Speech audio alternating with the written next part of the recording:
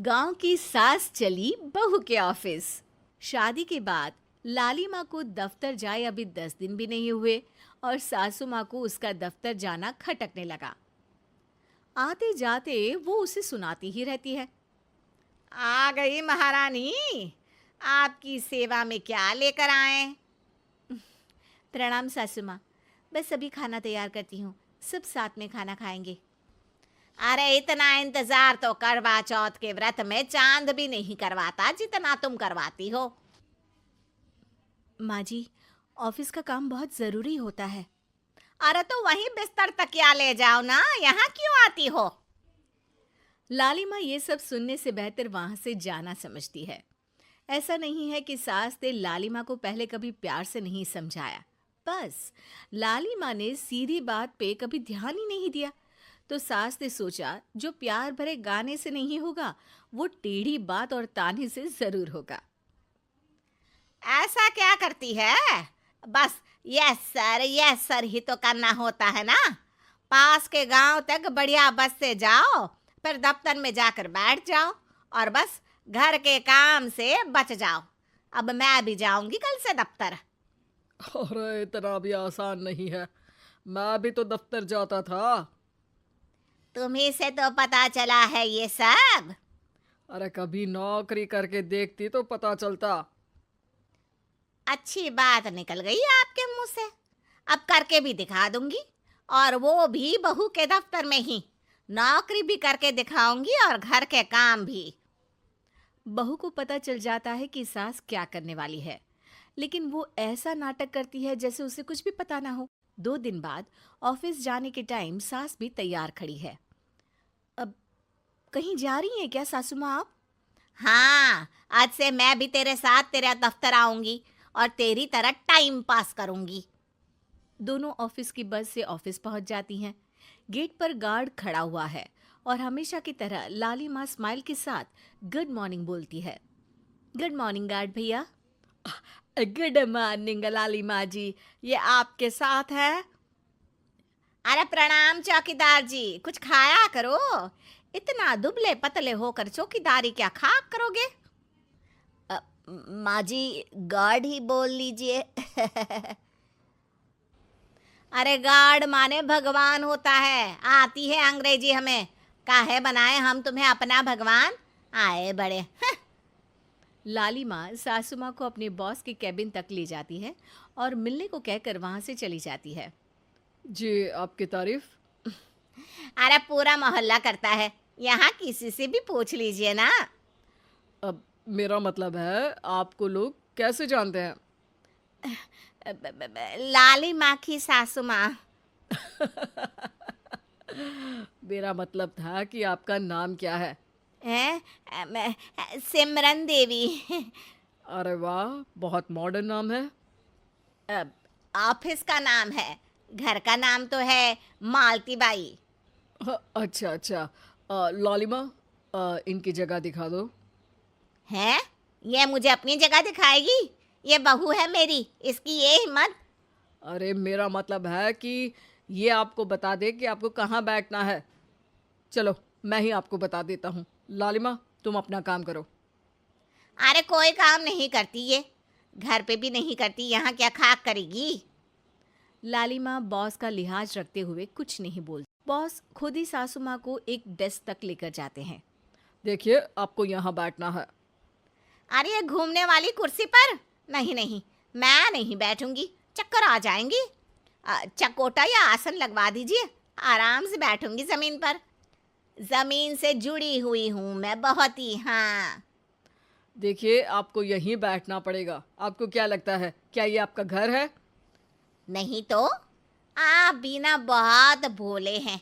मेरा घर तो गांव में है, ये तो आपका ऑफिस है। अरे ऐसी चीजें मत भूला करो, और चोमू बना देंगे किसी दिन। बैठ जाइए और मुझे सारे ज़रूरी मेल भेज दीजिए। ये रहा कंप्यूटर। अरे कंप्यूटर की क्या जरूरत है, मेल तो हाथ से निकलेगा ना। ला एक पत्थर, ला हाथ घिस दूं। क्या? हाथ का मेल? तभी सिचुएशन को संभालने के लिए बहू आ जाती है। अच्छा ये छोड़िए, आप वहाँ पेंट्री से कॉफ़ी ले आइए अपने लिए। अरे इतना तो मुझे भी पता है कि कंप्यूटर पे लिखने का काम हो जाता है, फिर कॉपी क्यों मंगवा रही हो? अरे माँ जी, कॉफी, पीने वाली कॉफी। तू मुझसे काम करवाएगी? तेरी सास हूं मैं। मेरी भी तो सुन लो कोई, आपका बॉस हूं मैं। हाँ हाँ सुनाओ ना। क्या सुनाऊं? अरे बेटा तुम बॉस हो, जो मन करे सुना देना, बस गाना मत सुनाना। अगर तुम अच्छा नहीं गाओगे ना तो मेरा मूड ऑफ हो जाएगा। अरे यार, अच्छा एक काम करते हैं, आपको क्या क्या आता है? हम्म, ठंडा खा लूं तो नाक आती है, तीखा खा लूं तो हिचकी, और ज्यादा खाना खा लूं तो यह हम बता नहीं सकती मैं। अरे मेरा मतलब था कि काम में क्या क्या आता है। बहू बहुत काम आती है, पति भी काम आते हैं, बेटा भी। देखो काम तो अपने ही आते हैं ना, जैसे भी हो। हे भगवान, क्या करूं माँ जी आपका। अरे बेटा मेरा ना कोई कुछ नहीं कर सकता, मेरा मंगल बहुत मजबूत है। हाँ। अच्छा, मंगल से याद आया, बताओ कितने ग्रह हैं सूर्यमंडल में? मंगल शनि अम, पृथ्वी अम, और बताओ। हाँ सब बढ़िया, तुम बताओ बेटा। बॉस वहाँ से परेशान होके चले जाते हैं।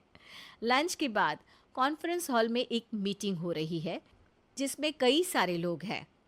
किसी को कोई आइडिया भी है कि क्या हो रहा है? हाँ हाँ, वो चौकीदार काम छोड़ के बिल्ली के साथ खेल रहा है। वो सुकड़ी मैम ना दिन भर से बगल वाले लड़के से खुसुर पुसुर कर रही है, और आपके कैबिन से आवाज आ रही है जिसमें आपको कोई गाली बक। बस बस, वो मेरे हेड है। मेरा मतलब था कि मार्केट में क्या हो रहा है। अरे बाहर तो हल्की धूप निकली हुई है, ट्रैफिक वैसे बहुत ज्यादा है। आपको कहीं जाना तो नहीं ना? शाम को ही निकलना। हाँ। अम्मा जी थोड़ी देर चुप रहिए, हम काम की बात कर रहे हैं। ओके बेटा, बूढ़े लोगों की सुनता ही कौन है भला इस जमाने में। तू भी चुप कर ले, जिस दिन तू बूढ़ा होगा ना पता चलेगा। माँ जी प्लीज। ठीक है ठीक है, देखो मुंह पे उंगली रख लेती हूँ बस। गाइस, कोई नया आइडिया लाना होगा। लास्ट मंथ हमारे प्रोडक्ट ने अच्छा परफॉर्म नहीं किया है मार्केट में। अब सॉरी सर। लालिमा, तुम कुछ प्रेजेंट करने वाली थी ना? लालिमा खड़ी होके अंग्रेजी में प्रेजेंटेशन देने लगती है। प्रेजेंटेशन के बाद तालियां बजती है। बहू सास के बगल में आकर बैठ जाती है। ये इतना सब तूने कब किया बहू? और अंग्रेजी तो पटर पटर पटर बोल रही थी तू। रात को बर्तन साफ करके इसी में ही लगी रहती हूँ। रात को जाग के व्हाट्सएप नहीं चलाती रहती हूँ माँ जी। ऑफिस खत्म होते होते बॉस लालिमा और सासू माँ को कैबिन में बुलाते हैं। वेल डन लालिमा, गुड जॉब। नीलिमा की सासू माँ जी, आपकी बहू बहुत टैलेंटेड है, पूरी मेहनत से काम करती हैं। सो तो है। कैसा लगा हमारा ऑफिस आपको सासू माँ? ऑफिस तो अच्छा है, पर मुझे समझ नहीं आया। हम ऐसे बिना इंटरव्यू किसी को दफ्तर में काम नहीं करने देते, पर लालिमा के कहने पर हमने आपको इज्जत दी ताकि आप भी यहाँ आकर देख सके कि दफ्तर में टाइम पास नहीं बल्कि बाकी सब लोग काम करते हैं। आपको तो खुश होना चाहिए कि इतनी होनहार बहू मिली है आपको। घर और दफ्तर दोनों अच्छे से संभाल रही है। समझ गई। हाँ, अब सॉरी यहीं बोल दूं कि मेल डालना पड़ेगा?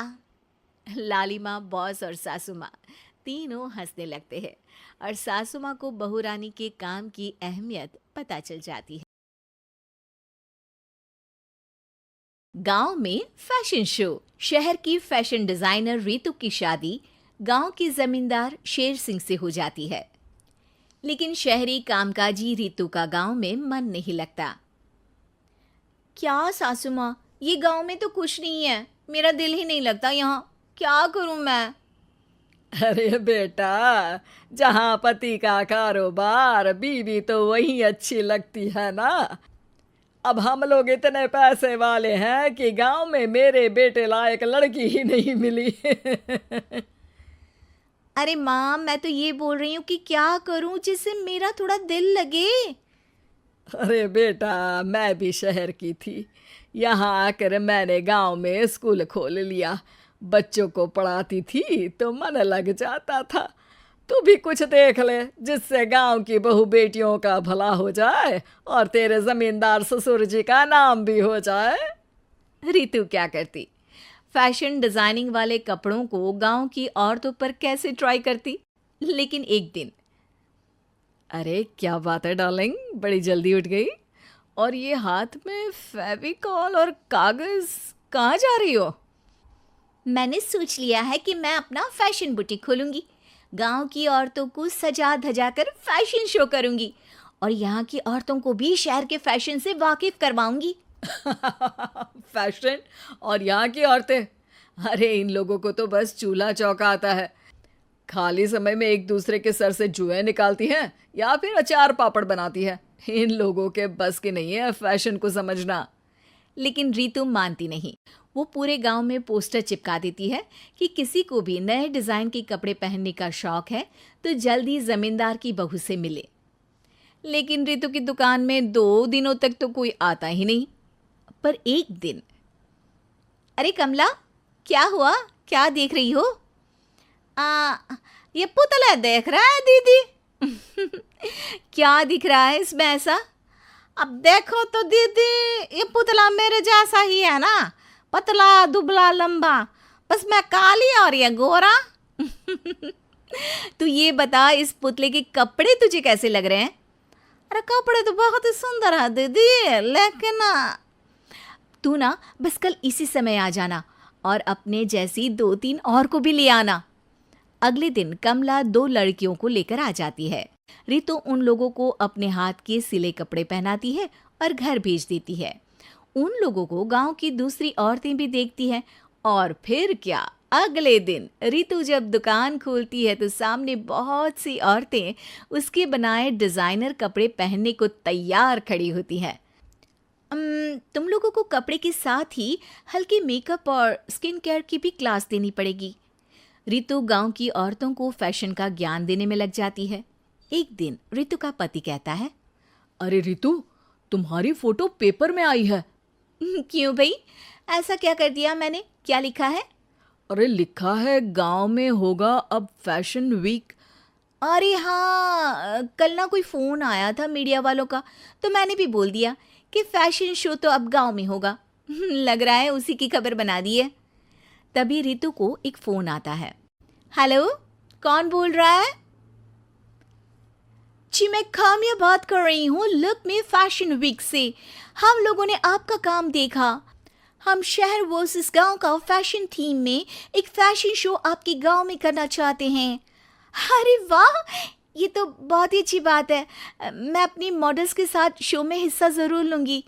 बस अब क्या था, वो दिन भी आ जाता है जब रितु की गांव की गोरी शहर की छोरी के साथ स्टेज शो में हिस्सा लेती हैं। शो के बाद, अरे आपकी वो जो कलेक्शन है ना, मैं उसकी पूरी सीरीज खरीदना चाहती हूँ। सच में आपने वो कपड़े डिजाइन करे जो आज के लोग आसानी से घर और बाजार में पहन सकते हैं। और बजट में भी है। हम भारतीयों के लिए तो ये डिज़ाइन बेस्ट है जी। वैसे आपने क्या सोचकर ये कपड़े बनाए और आप इसे कितना आगे और लेकर जाना चाहती हैं? औरतें और फैशन एक दूसरे के पर्यायवाची है। तो ये किसने कहा कि गांव की औरतों को डिज़ाइनर कपड़े पहनने का हक नहीं? मेरा मानना है कि शौक सभी औरतों में होता है। ज़रूरत है तो बस उसे जगाने की, उनके हिसाब और बजट के कपड़ों की जो मैंने बनाए और सबको पसंद भी आए। अब रितु का गांव हर जगह प्रसिद्ध है, ना सिर्फ रितु के लिए बल्कि वहाँ की औरतों की फैशन के लिए भी।